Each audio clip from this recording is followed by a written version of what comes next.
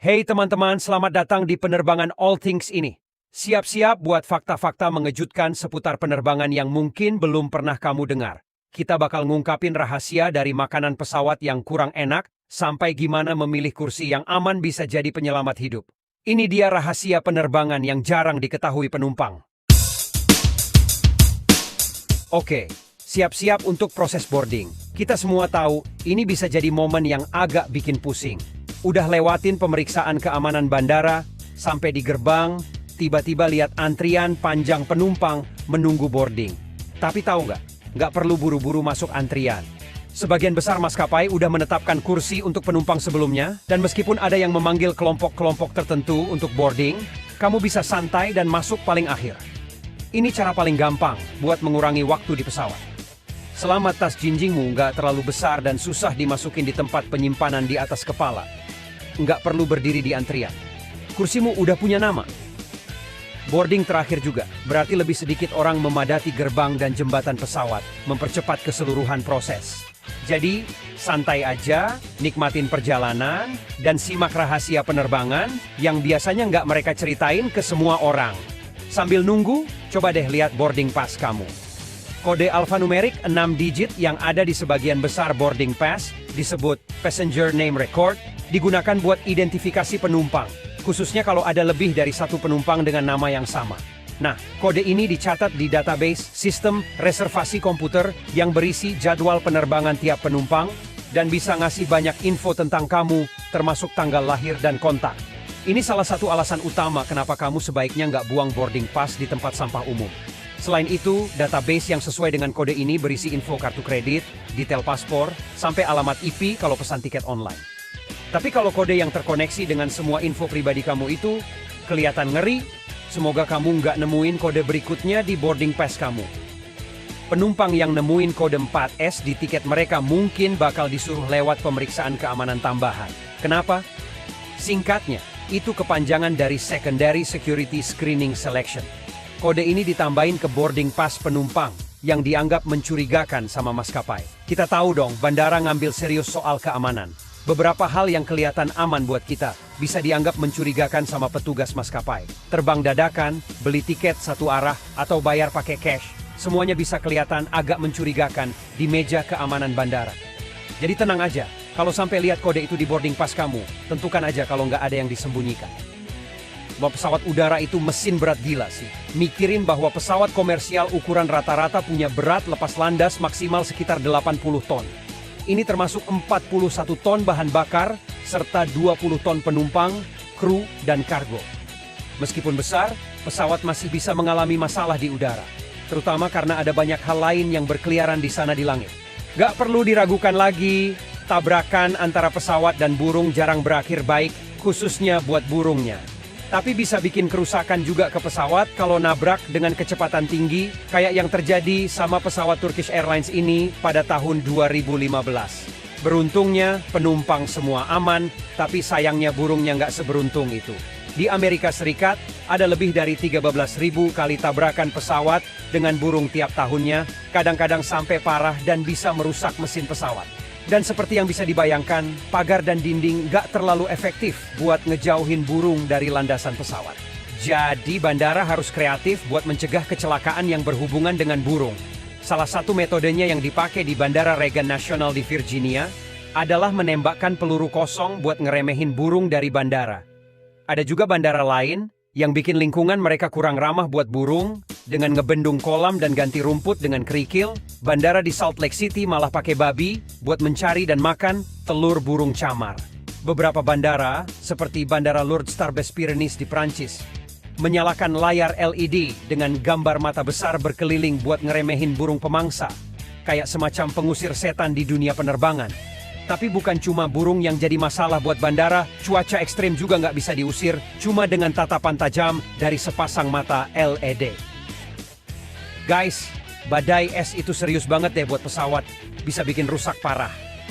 Hidung pesawat ini sampai berantakan gara-gara kena hujan es sebesar bola golf. Abis terbang lewat badai es, jendelanya pecah sampai para pilot harus mendarat hampir aja buta total. Keajaiban banget nggak ada yang cedera, kecuali dompet maskapai yang nanggung biaya perbaikan pastinya. badai es memang bikin deg-degan, tapi ada juga yang khawatir kalau pesawat kena petir. Meski kelihatannya kayak bercanda, ternyata diperkirakan setiap pesawat di armada komersial kena petir setidaknya sekali setiap tahun. Meskipun terdengar horor, sebenarnya nggak serem-serem amat kok. Sebelum pesawat mulai dinas, mereka kena simulasi petir dulu buat tes konduktivitasnya. Biar pasti petir bisa jalan tanpa terhalang di lapisan luar pesawat dan balik ke langit lewat hidung atau ujung sayap, tanpa bikin masalah buat yang di dalam pesawat. Kecuali mungkin celana dalam yang bisa sedikit berantakan.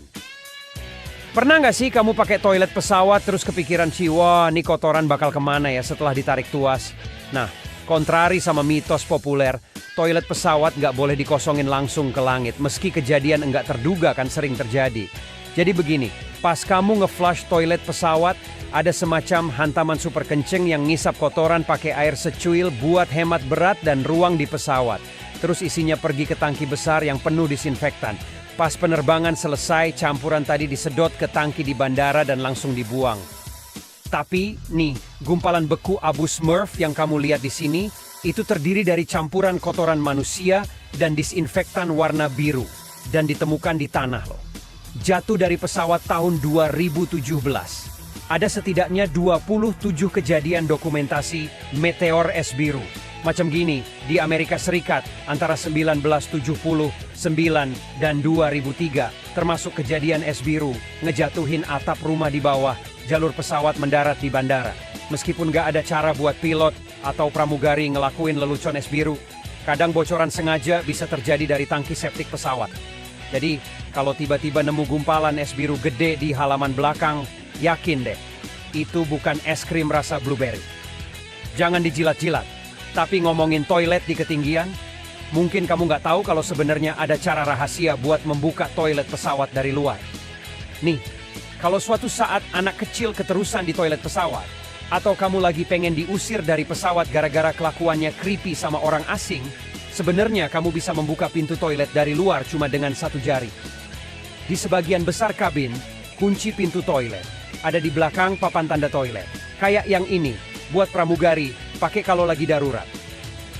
Buat bukanya, cukup angkat papan tanda toilet, geser knob ke posisi terbuka, terus lari aja, secepat kilat, sebelum pramugari nangkep kamu kayak penjahat kecil yang kamu emang beneran.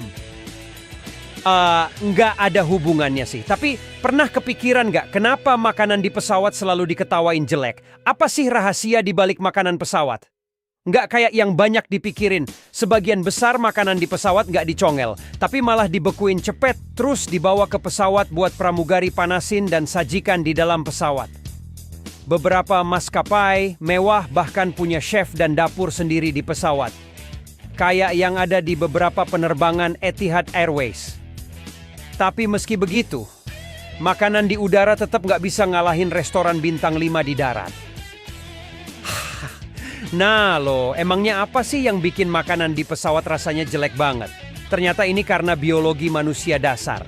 Kabin pesawat punya tingkat kelembapan serendah 10% selama di udara, yang ternyata lebih kering dari gurun Sahara.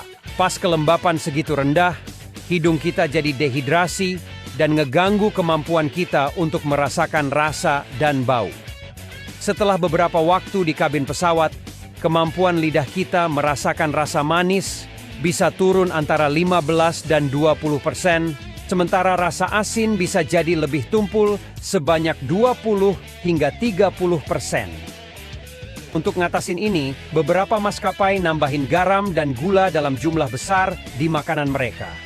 Jadi kemungkinan besar, kalori yang kamu konsumsi dari makanan di pesawat lebih banyak dari yang kamu kira. Gak cuma penumpang aja yang punya masalah makanan di langit. Ada aturan-aturan khusus banget soal apa yang boleh dan enggak boleh dimakan pilot selama kerja.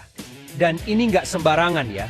Pilot dan co-pilot diingetin buat nggak makan makanan yang sama saat kerja, sebagai langkah pencegahan buat hindarin keracunan makanan bersama. Kalau ada yang nggak beres sama makanan pilot satu sampai muntah-muntah gitu, pilot yang lain bisa take over.